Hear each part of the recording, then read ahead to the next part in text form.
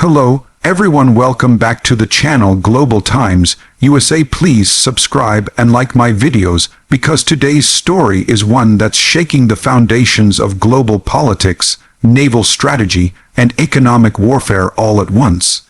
The title of this video says it all. France destroys Russia's secret dark fleet, 30 billion euros gone, and China gets pulled in. This is not just another military or trade story. It's the unraveling of a secret network that has been sailing under the world's nose, carrying Russian oil in defiance of sanctions, hidden behind layers of secrecy and deception. What makes it even more dramatic is that France, of all nations, has stepped forward to strike directly at this clandestine system, signaling that Europe's patience with Russia's covert operations on the high seas has come to an end. What happened in the Atlantic this week could change the course of how wars are financed and fought. To understand what the French have done, we first need to understand what the so-called Dark Fleet really is. Over the past few years, as the war in Ukraine escalated and Western sanctions tightened, Russia faced a crisis. It could pump millions of barrels of oil every day, but it couldn't easily sell them. Western insurance companies, ports, and shipping firms refused to touch Russian crude, and buyers who did were at risk of being penalized. But Russia, knowing that oil was the lifeblood of its economy, quietly built a new system, an invisible navy, a fleet of old tankers purchased through shell companies, repainted, reflagged, renamed, and rerouted through obscure jurisdictions. These ships sailed without proper tracking, switched off their transponders, changed identities mid-ocean, and delivered oil to countries still willing to buy. It was a ghost network that operated in the shadows of maritime law, the Dark Fleet.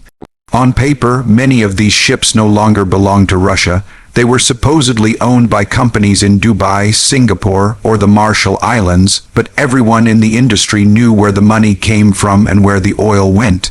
Hundreds of ships carried billions of euros worth of crude through these covert routes, funding the Russian war machine even as official trade collapsed.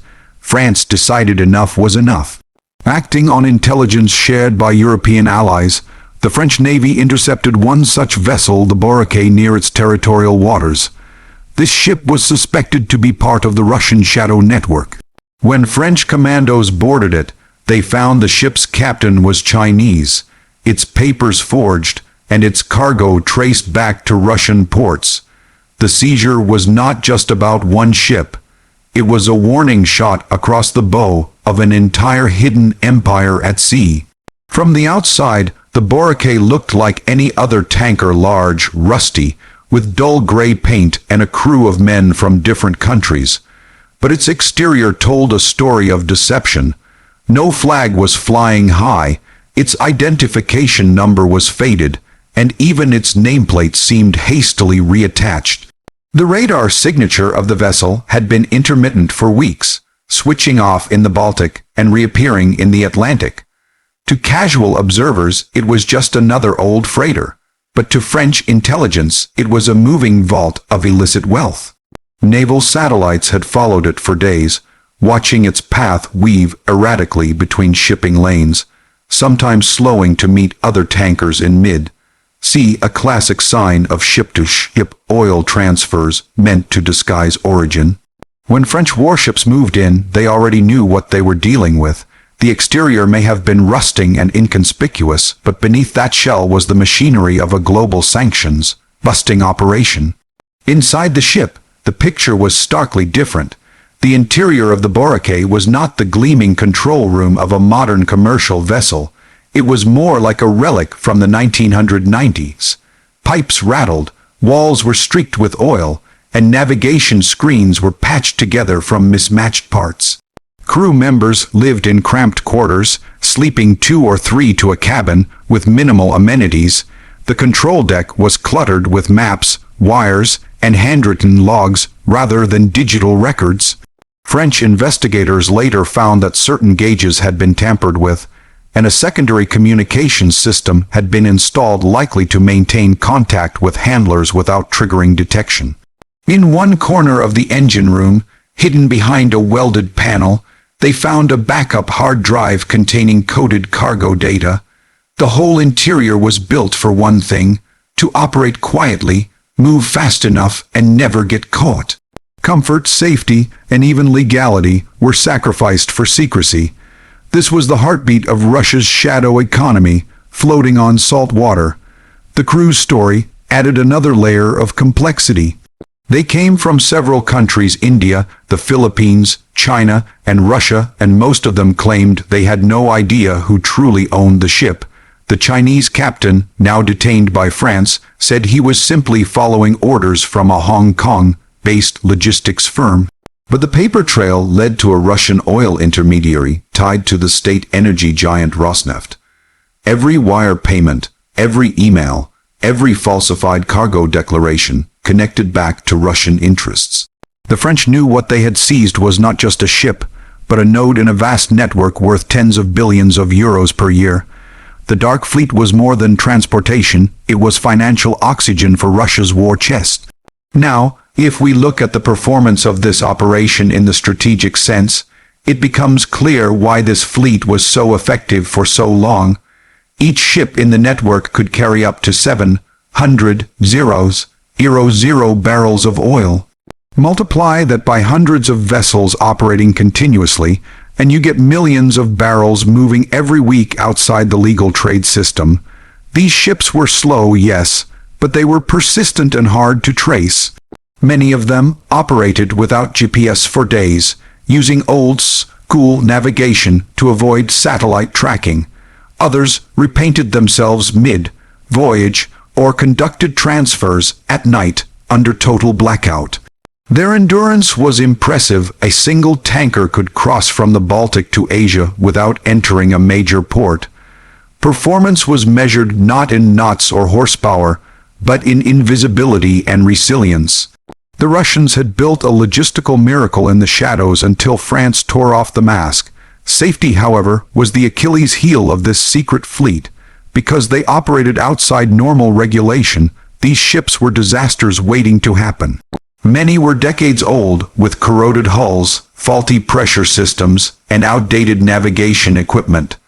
Some carried false safety certificates or expired insurance documents.